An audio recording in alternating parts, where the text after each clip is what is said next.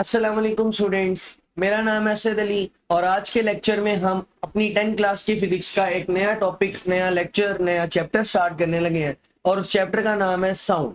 तो हम देखेंगे कि साउंड क्या होता है और इस चैप्टर में हमें पढ़ने को क्या क्या मिलेगा। एक बात मैं आपको अभी से बता दूं कि इस पूरे चैप्टर में हम हर चीज एनिमेशन के साथ सीखेंगे। तो स्टार्ट करते हैं अपना आज का लेक्चर। बिल्कुल शुरू से हम यही पढ़ेंगे कि साउंड क्या होता है। तो पहला सवाल या पहली बात जो हमें पढ़नी चाहिए वो यही होगी कि साउंड क्या होता है।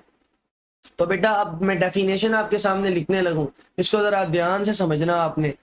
Sound is a form of energy. Sound क्या है, आपके सामने मैंने डेफिनेशन लिखी, sound is a form of energy. Sound असल में एनर्जी की एक शक्ल का नाम है। एनर्जी की एक शक्ल है और शक्ल को क्या बोलते हैं, sound. That produces the sensation of sound. और ये एनर्जी क्या पैदा करती है, it produces the sensation of sound. इसका मतलब ये है कि साउंड एक ऐसी एनर्जी है जो हमारे कानों में सुनने की ताकत पैदा करती है। बात समझ में आ रही है? तो sound is a form of energy. Sound एक ऐसी शक्ल है, एनर्जी की एक ऐसी शक्ल है जो हमारे कानों में सुनने की ताकत पैदा करती है। किस तरह से पैदा करती है, जरा इस बात को समझते हैं। जरा गौर से आपने मेरी बातें सुननी है।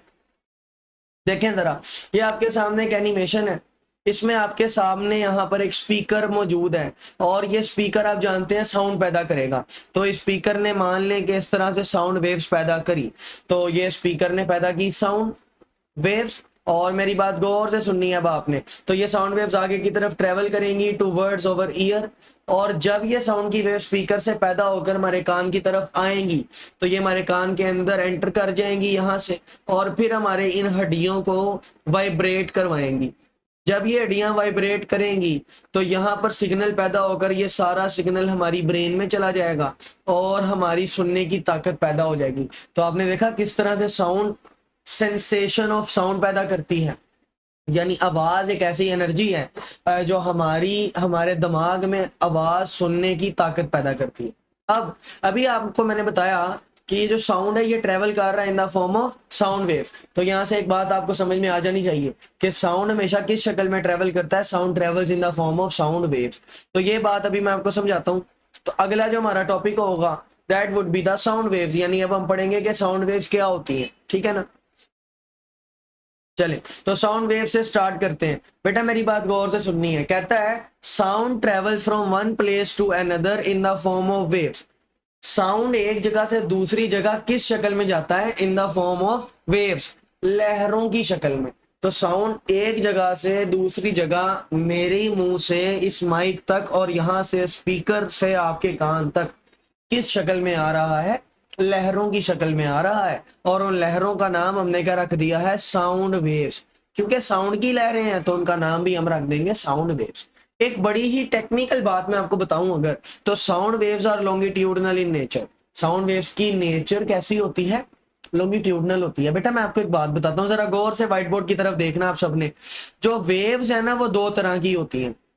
आप पढ़ चुके हैं वेव्स कुल कितनी तरह की होती हैं, दो तरह की होती है। बेटा एक तरह की वेव्स का नाम था मैकेनिकल वेव्स, ठीक है ना।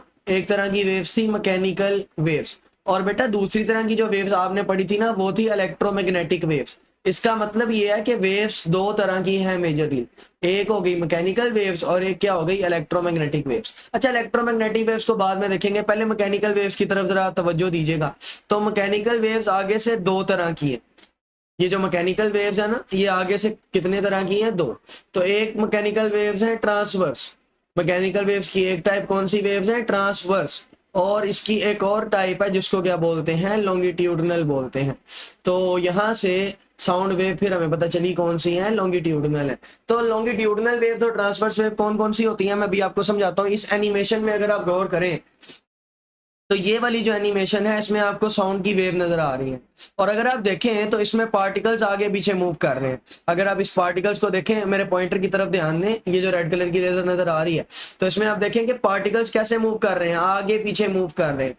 पार्टिकल्स कैसे मूव कर रहे हैं, आगे पीछे मूव कर रहे हैं, बिल्कुल ऐसे ऐसे इस तरह से पार्टिकल्स मूव कर रहे हैं। तो आपको पता है इस तरह की वेव को बोलते हैं लॉन्गिट्यूडनल वेव। जिसमें पार्टिकल आगे पीछे मूव करें उस वेव को क्या बोलते हैं, लॉन्गिट्यूडनल वेव। तो यहां से पता चला कि साउंड की वेव्स कौन सी वेव्स होती हैं, लॉन्गिट्यूडनल वेव्स होती हैं। अच्छा ट्रांसवर्स वेव अगर आप देखना चाहते हैं तो वो ये है। इसमें देखो तो पार्टिकल्स ये वाला ऊपर आया और फिर नीचे आया, तो इसमें पार्टिकल्स ऊपर नीचे मूव कर रहे हैं। तो जो ट्रांसवर्स वेव होती है उसमें पार्टिकल ऊपर नीचे मूव करते हैं, जो लॉन्गिट्यूडनल वेव होती है उसमें पार्टिकल आगे पीछे मूव करते हैं। तो साउंड वेव कौन सी वेव होगी फिर? लॉन्गिट्यूडनल वेव होगी। चलें आगे चलते हैं। एक और लाइन आपकी बुक से मैंने उठाई है जो कि बड़ी इंटरेस्टिंग है, मैं आपको जरा दिखाता हूं। तो वो लाइन है, like other waves sound is also produced by vibrating bodies. हर तरह की वेव्स की तरह साउंड भी कौन सी बॉडी पैदा करती है? Vibrating body. इसका मतलब ये है कि जब भी कोई बॉडी वाइब्रेट कर रही होगी, थरथरा रही होगी इस तरह से, तो वो क्या पैदा कर रही होगी? साउंड। मिसाल के तौर पर अगर मैं आपको एक स्पीकर दिखाऊं, तो अगर आप इस स्पीकर को देखें तो ये स्पीकर वाइब्रेट कर रहा है, और आपको पता है जब स्पीकर वाइब्रेट करता है तो वो आवाज पैदा करता है, साउंड पैदा करता है। इसका मतलब यह है कि आवाज यानी साउंड तब पैदा होती है जब चीजें वाइब्रेट करती हैं, ठीक है ना। अब मैं आपको मिसालें दूंगा चंद जिसमें बॉडी वाइब्रेट करेगी और साउंड पैदा होगा, तो देखते हैं ऐसी कौन कौन सी मिसालें हैं। तो इसमें examples of vibrating bodies that produce sound, ये वो वाइब्रेटिंग बॉडीज होंगी जो साउंड पैदा करेंगी। तो पहली एग्जांपल आपके पास है इन गिटार। गिटार देखा आप सबने, sound is produced due to the vibration of strings. तो गिटार में आप स्ट्रिंग्स को बजाते हैं, स्ट्रिंग्स करते हैं वाइब्रेट और पैदा होती है साउंड। किस तरह से होती है? मैं आपको इधर दिखा रहा हूं कि ये आपके पास गिटार है और जब आप इस फिंगर से इसको हिलाते हैं तो इस तरह से ये जो स्ट्रिंग है ये इस तरह से वाइब्रेट करती है, और जब स्ट्रिंग इस तरह से वाइब्रेट करती है तो इसके अंदर से क्या आती है? साउंड की वेव्स, ठीक है ना। अच्छा, बिल्कुल इसी तरह जब आप बोलते हैं तो over voice result from the vibration of vocal cords. जैसे मैं बोल रहा हूं तो आपको मेरी आवाज आ रही है, अब वो कैसे आ रही है? जाहिरी बात है आवाज तभी आएगी जब कुछ वाइब्रेट करेगा। तो मेरे गले में कुछ वाइब्रेट कर रहा होगा जी, तो मेरे गले में जो वाइब्रेट कर रहे हैं वो मसल के दो धागे हैं जिनको बोलते हैं वोकल कॉर्ड्स। ये आपके सामने वोकल कॉर्ड्स मैंने लिखा ना, तो ये जो वोकल कॉर्ड्स हैं आपके सामने ये मसल्स के दो धागे हैं, और जब ये वाइब्रेट करते हैं तो क्या पैदा होता है? साउंड पैदा होता है। किस तरह से? जरा एनिमेशन देखिएगा। तो ये आपके सामने एनिमेशन है, जरा गौर से देखना एक मिनट जी। तो ये आपके पास एक आदमी है, वो कुछ बोल रहा है, लेजर पॉइंटर की तरफ आपने ध्यान देना। ये आदमी कुछ बोल रहा है और ये उसका गला है, और गले में आप देखो तो ये कुछ खुल रहा है, बंद हो रहा है, यानी यहाँ पर वाइब्रेशन हो रही है। यहाँ पर क्या हो रही है? वाइब्रेशन। तो बेटा ये जो दो मसल्स के पुर्जे वाइब्रेट कर रहे हैं ना, इन दो मसल्स के पुर्जों का नाम ही असल में क्या है? इनका नाम है वोकल कॉर्ड्स, ठीक है ना। तो आपने याद रखना है कि इन मसल्स के पुर्जों का नाम क्या है? इनका नाम है वोकल कॉर्ड्स, ठीक। ये, और अगर आप इसका बड़ा व्यू करके देखना चाहें इस तरह से, तो असल में ये कुछ इस तरह से, तो आप देखो खुल रहे हैं, बंद हो रहे हैं, यानी यहाँ पर ये जो आपके वोकल कॉर्ड्स हैं, वोकल कॉर्ड्स ये कर रहे हैं वाइब्रेट, और उनके वाइब्रेट करने से क्या पैदा हो रहा है? साउंड पैदा हो रहा है। इसका एक और तरीके से व्यू अगर आप देखना चाहें तो मैं आपको दिखा सकता हूँ। यहाँ पर अगर आप देखें तो ये भी वोकल कॉर्ड्स हैं, और यहाँ पर ये देखो लगातार ये वाइब्रेट कर रहे हैं, और इनके वाइब्रेट करने की वजह से पैदा होता है साउंड। और इसी तरह से मैं, आप, शेर, कुत्ता, बिल्ली आवाजें पैदा करते हैं। अब आगे चलते हैं, एक तीसरी मिसाल भी देखते हैं जिसमें साउंड पैदा होगा, और वो देखते हैं जी कैसी होगी। तो आपके सामने तीसरी मिसाल जो साउंड वेव पैदा होने की है तो वो है speakers produce sound bye vibration. तो अभी मैंने आपको थोड़ी देर पहले स्पीकर की डायग्राम दिखाई थी जो वाइब्रेट कर रहा था और उससे क्या पैदा हो रहा था? साउंड। अब मैं आपको एक और तरीके से इसकी एनिमेशन दिखाऊंगा। तो ये आपके पास स्पीकर है और स्पीकर पैदा कर रहा है साउंड, और साइड पर जो आपको मॉलिक्यूल जलते हुए नजर आ रहे हैं तो दीज आर एयर मॉलिक्यूल्स, ये आपको एयर मॉलिक्यूल्स नजर आ रहे हैं। तो जैसे जैसे स्पीकर वाइब्रेट कर रहा है साउंड पैदा हो रहा है, और साउंड पैदा होने की वजह से इस तरह ये रेड वाला डॉट आपने देखना है, रेड वाले डॉट की तरह से ये सारे पार्टिकल्स कर रहे हैं वाइब्रेट, और इनके वाइब्रेट करने की वजह से ही क्या पैदा होता है? साउंड पैदा होता है। बेटा अब आगे चलते हैं, एक और इंपॉर्टेंट सा कॉन्सेप्ट डिस्कस करते हैं, और वो है स्टेथोस्कोप। आपने अक्सर डॉक्टरों के कानों में वो टूटियां लगी हुई देखी होंगी। कोई बंदा आता है तो उसकी छाती पे लगा के वो आवाज चेक करते हैं। तो जरा चेक करते हैं कि स्टेथोस्कोप कैसे काम करता है। तो पहले मैं आपको इसकी डायग्राम दिखाता हूँ। तो ये आपके पास आ गया एक स्टेथोस्कोप, ठीक है ना। तो ये स्टेथोस्कोप के अंदर ये वाला जो इलाका है ये बंदा लगाता है आपके सीने के साथ, डॉक्टर आपके सीने के साथ लगाता है, और सीने में होता है दिल, और दिल करता है वाइब्रेट, धड़कता है इस तरह से। तो मैंने यहाँ पर इसको लगा दिया दिल के पास, तो दिल वाइब्रेट करेगा, दिल धड़केगा। बेटा इसके अंदर ये आपको डायफ्राम नजर आ रहा है, ये लिखा डायफ्राम, ये इस बेल के अंदर होता है। ये जो आपके सीने पे चीज लगाते हैं ना उसके अंदर डायफ्राम होता है। डायफ्राम क्या होता है बेटा? ये प्लास्टिक की झिल्ली होती है, खिंची हुई प्लास्टिक की झिल्ली होती है। जो हरकत करती है। अब क्योंकि दिल हरकत कर रहा है, वाइब्रेट कर रहा है, तो जब इसकी वाइब्रेशन डायफ्राम यानी झिल्ली तक पहुंचेगी तो डायफ्राम यानी झिल्ली भी वाइब्रेट करेगी। अब वो कैसे करेगी मैं आपको एनिमेशन दिखाता हूँ।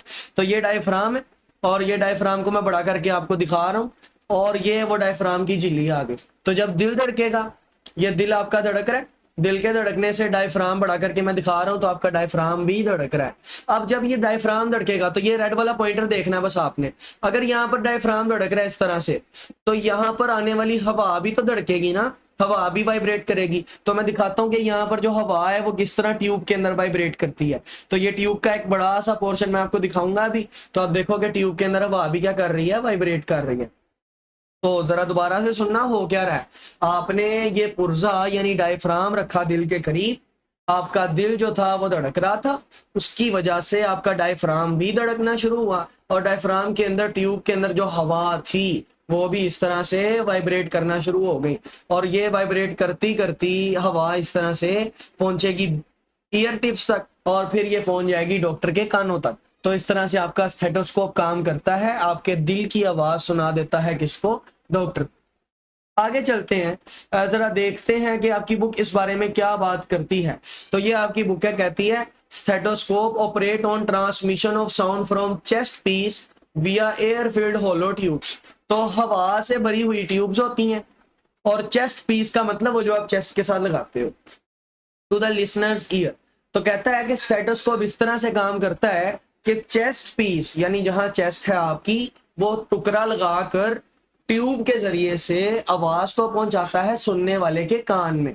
Chest piece usually consist of a plastic disc called diaphragm. और चेस्ट पीस के अंदर हल्की सी प्लास्टिक की डिस्क या झिल्ली होती है जिसको बोलते हैं डायफ्राम। अभी मैंने थोड़ी देर पहले आपको दिखाया। If the diaphragm is placed on the patients body sound vibrate the diaphragm. और अगर आप डायफ्राम को बॉडी पर रखते हैं तो दिल धड़कता है और दिल के धड़कने की वजह से डायफ्राम भी धड़कता है, creating acoustic pressure waves which after reflection travel up to the doctor ear. और फिर जो डायफ्राम है वो वाइब्रेट करता है, उससे एयर भी वाइब्रेट करती है, वेव्स पैदा होती हैं और वो वेव्स कान तक जाती हैं डॉक्टर के, और वहां पर साउंड वेव्स पैदा हो जाती हैं और डॉक्टर को आपके दिल की आवाज सुनाई देती है। तो ये था स्टेथोस्कोप, जो कि पेपर में बहुत दफा पूछा जा चुका है। तो आपने इसको एज अ शॉर्ट क्वेश्चन बड़े अच्छे से याद करना है। समझा मैंने आपको दिया है, इसके पीछे बस यही कॉन्सेप्ट है और इसका कोई कॉन्सेप्ट नहीं है। तो this is an important short question. तो ये आपका आज का लेक्चर था। इस चैप्टर को हम कंटिन्यू करेंगे और बिल्कुल कंटिन्यू करेंगे और एनिमेशंस के साथ साथ पढ़ा करेंगे। तो आज के लेक्चर में इतना ही। अगर आपका कोई सवाल है तो आप कमेंट सेक्शन में पूछ सकते हैं, और अगर आपको ये लेक्चर पसंद आया तो अपने दोस्तों के साथ शेयर करें, लाइक करें, सब्सक्राइब करें। और नेक्स्ट लेक्चर मैं किस टॉपिक पे अपलोड करूं आप मुझे वो भी कमेंट सेक्शन में बता सकते हैं। आज के लिए इतना ही, बहुत शुक्रिया, अल्लाह हाफिज।